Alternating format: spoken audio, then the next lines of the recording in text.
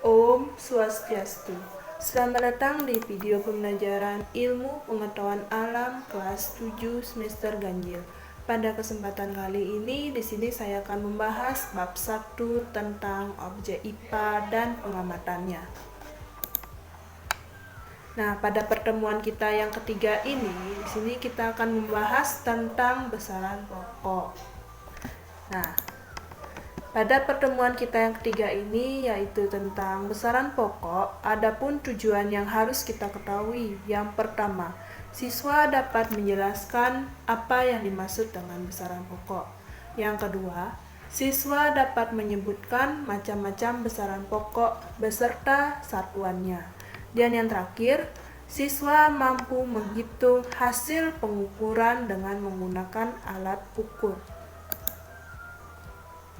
Nah, sekarang kita masuk pada materi kita yang pertama, yaitu tentang pengertian besaran pokok.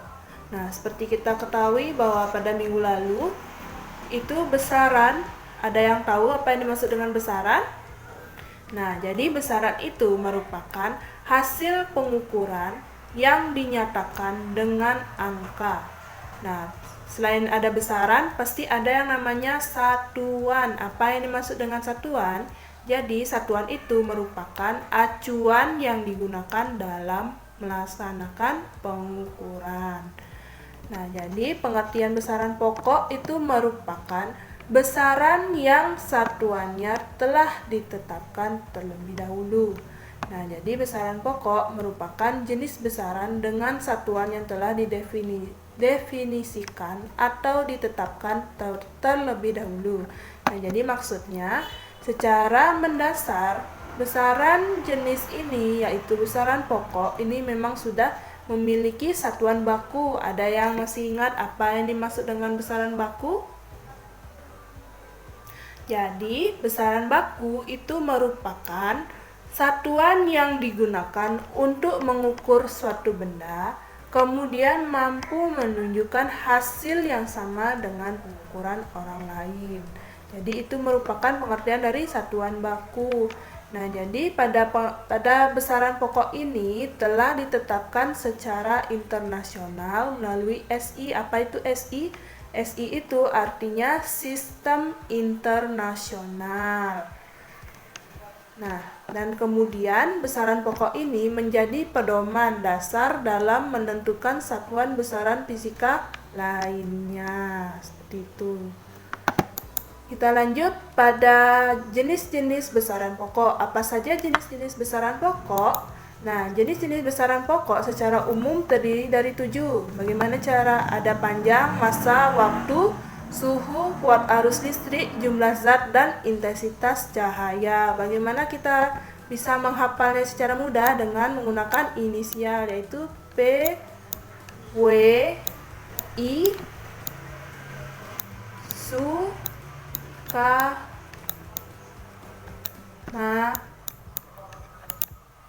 maju.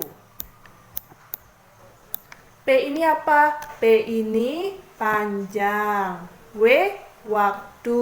Kalau I, intensitas cahaya. Kalau SU itu suhu. Kalau K, kuat arus listrik. Ma itu massa, dan Ju itu jumlah zat. Jadi cara menghafal jenis besaran pokok yaitu terdiri dari 7, yaitu PWI, suka, maju. Seperti itu ya. Nah, kita masuk pada jenis besaran pokok yang terdiri dari 7. Di sini ada nama besarannya panjang. Panjang dengan simbol besarannya itu L. Ini L kecil ya. Nah, satuan dari panjang itu adalah meter dengan simbol satuannya itu M. Lalu untuk besaran pokok dari massa dengan simbol besarannya itu M dengan satuannya kilogram. Lalu untuk besaran waktu itu simbol besarannya T kecil. T ini maksudnya time dengan satuannya second. Lalu untuk besaran suhu itu simbol besarannya itu T besar. Ingat ya, kalau waktu itu T kecil yaitu time, sedangkan kalau suhu itu T besar yaitu temperature. Nah, untuk satuan dari suhu itu adalah Kelvin. Nah, selanjutnya pada besaran kuat arus listrik ini simbol besarannya yaitu I itu arus dengan nama satuannya ampere. Lalu selanjutnya besaran yang jumlah zat. Simbol besarannya itu kalau jumlah zat berarti lambangnya besarannya N dengan satuannya mol.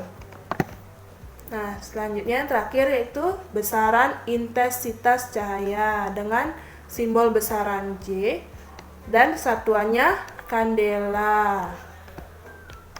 Jadi inilah 7 jenis besaran pokok secara umum.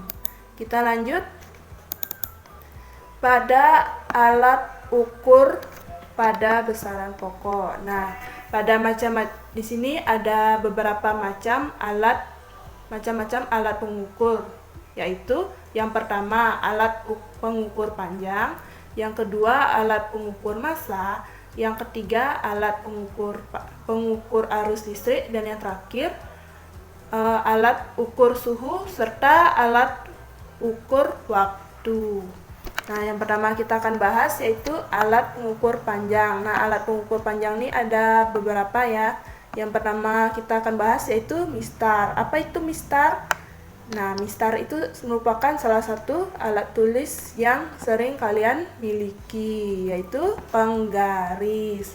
Nah, mistar atau penggaris merupakan benda yang memiliki skala terkecil 1 mm serta memiliki ketelitian sebesar 0,5 mm atau jika kita ubah ke senti jadinya 0,5 dibagi 10, 0,05 cm.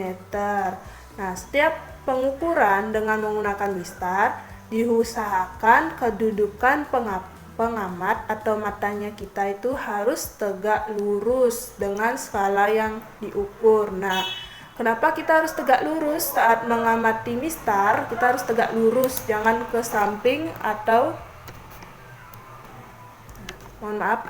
jangan ke samping, jangan ke belakang, jangan samping kiri, samping kanan, pokoknya harus tegak lurus. Sehingga kita bisa menghindari terjadinya kesalahan penglihatan atau yang disebut dengan paralaks. Nah, contohnya di sini misalnya nih kalian sedang mengukur sebuah pensil dengan menggunakan mistar. Nah, jadi nilai hasil pengukuran mistar ini menunjukkan skala penggaris pada ujung akhir benda yaitu 2,5 cm. Ini adalah ini besarnya sekitar 2,5 cm. Nah, jadi secara matematisnya hasil pengukurannya kita ditambah dengan hasil ketelitiannya yaitu 0,5 mm. Terus kalau misalnya ditanya senti, nah di sini kan menggunakan penggaris mistar biasa yang sentimeter. Jadinya nih skala utamanya yang diukur ini sekitar 2,5 cm ditambah dengan ketelitiannya yaitu 0,05 cm. Berapakah hasil dari 2,5 ditambah 0,05 cm? Jadi hasilnya 2,55 cm. Seperti itu ya. Kita lanjut. Nah, selanjutnya kita lanjut pada alat pengukur panjang selanjutnya yaitu roll meter. Nah, roll meter atau meteran merupakan alat ukur panjang yang dapat digulung dengan panjang sekitar 25-50 meter. Nah, ketelitian dari roll meter ini sama juga seperti penggarisnya yaitu 0,5 mm atau 0,05 cm. Nah, biasanya meteran ini biasanya digunakan oleh tukang bangunan atau pengukur lebar jalan. Misalnya nih kalian sedang mengukur suatu benda dengan menggunakan meteran. Nah, hasil pengukurannya ini sekitar berapa nih? 18 mm. Misalnya nih kita menggunakan sesuai dengan ketelitian dari roll meter yaitu 0,5 mm. Nah, hasilnya bendanya nih yaitu 18 mm dengan ketelitian ditambah dengan ketelitiannya yaitu 0,5 mm, maka hasilnya 18,5 mm. Nah, dari 18,5 mm ini kita ubah ke cm, maka besarnya menjadi 1,8 cm. Seperti itu ya. Nah, kita lanjut pada alat pengukur panjang, yaitu jangka sorong. Nah, jangka sorong ini merupakan alat yang digunakan untuk mengukur panjang, tebal, kedalaman lubang, dan diameter luar maupun diameter dalam suatu benda dengan ketelitian dari jangka sorong yaitu 0,1 mm. Nah, jangka sorong ini memiliki dua rahang, yaitu rahang tetap dilengkapi dengan skala utama, sedangkan pada rahang sorong terdapat skala Nonius atau skala Vernier.